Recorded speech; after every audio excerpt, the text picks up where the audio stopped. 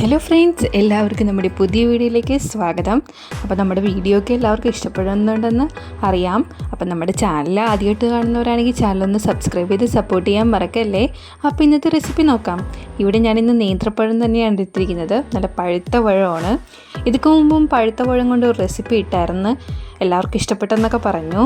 അപ്പം ഞാനിവിടെ 4 നേന്ത്രപ്പഴം എടുത്തിട്ടുണ്ട്. നല്ല പഴുത്ത പഴമാണ് എടുത്തിരിക്കുന്നത്.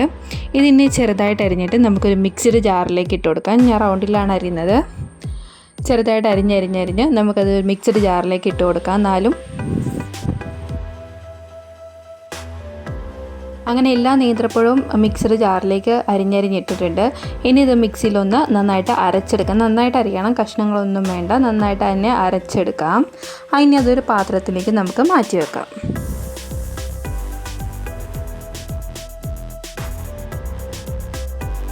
അരച്ചെടുത്ത പഴമെല്ലാം നമ്മളൊരു പാത്രത്തിലേക്ക് മാറ്റിയിട്ടുണ്ട്. ഇനി ഇതിലേക്ക് നമുക്ക് 2-3 ചേരുവ കൂടി ഇട്ട് കൊടുക്കണം. അതെന്തൊക്കെയാണെന്ന് നമുക്ക് നോക്കാം.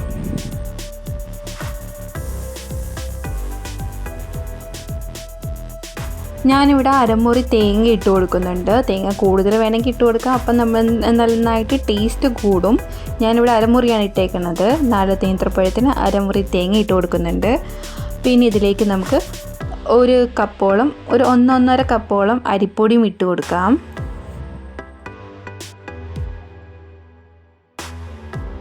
അരിപ്പൊടി ഇട്ട് കൊടുത്ത് ഇനി ഇതിലേക്ക് ഒന്ന് മധുരം എല്ലാം ബാലൻസ് ചെയ്യാൻ വേണ്ടി ഒരു നുള്ളു ഉപ്പും പിന്നെ ശർക്കര നീര് ഇവിടെ ഒരുക്കി വെച്ചിട്ടുണ്ട്, അതും ഒഴിച്ചു കൊടുക്കാം.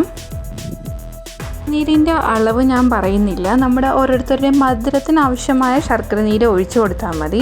ഇനി ഇതെല്ലാം കൂടി നന്നായിട്ട് ഒരു കയ്യിൽ കൊണ്ട് നന്നായിട്ട് ഇളക്കി എല്ലാം കൂടി യോജിപ്പിക്കണം. ഈ പഴവും തേങ്ങയും ശർക്കര നീരും ഉപ്പും പൊടിയും എല്ലാം കൂടി നന്നായിട്ട് ഇളക്കി യോജിപ്പിച്ചെടുക്കാം. എല്ലാം കൂടി ഇട്ട് നന്നായിട്ട് കുഴച്ച് നന്നായിട്ട് യോജിപ്പിച്ചെടുത്തിട്ടുണ്ട്. ഇനി ഇത് നമുക്ക് ഒരു പാത്രത്തിലേക്ക് മാറ്റണം. അപ്പം ഞാനിവിടെ ഇഡ്ഡലി ചെമ്പ് വെള്ളം ഒഴിച്ച് ചൂടാക്കാൻ വേണ്ടി വെച്ചിട്ടുണ്ട്. ഇനി ഒരു പാത്രം എടുത്ത് അതിലേക്ക് നമുക്ക് അല്പം നെയ്യോ ബട്ടറോ എന്തെങ്കിലും തേച്ച് തടയി കൊടുത്ത് ഈ ഉണ്ടാക്കി വെച്ചിരിക്കുന്ന മിക്സ് ഇതിൻ്റെ മുകളിലേക്ക് ഇട്ട് ഒന്ന് പരത്തി കൊടുക്കാം.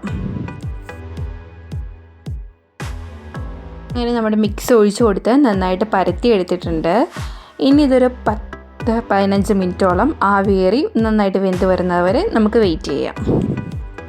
ഇനി നന്നായിട്ട് ആവിയേറി നന്നായിട്ട് വെന്ത് വന്നിട്ടുണ്ട്. അപ്പോൾ ഇത് ഇങ്ങനെ ഓരോ കഷ്ണങ്ങളായിട്ട് മുറിച്ച് നമുക്ക് കഴിക്കാവുന്നതാണ്. എല്ലാവർക്കും ഇഷ്ടപ്പെടും. പിള്ളേരൊക്കെ പഴം കഴിക്കാൻ ഭയങ്കര മടിയായിരിക്കും അല്ലേ. അപ്പോൾ എല്ലാവർക്കും ഇഷ്ടപ്പെടും. എല്ലാവരും ട്രൈ ചെയ്ത് നോക്കണം.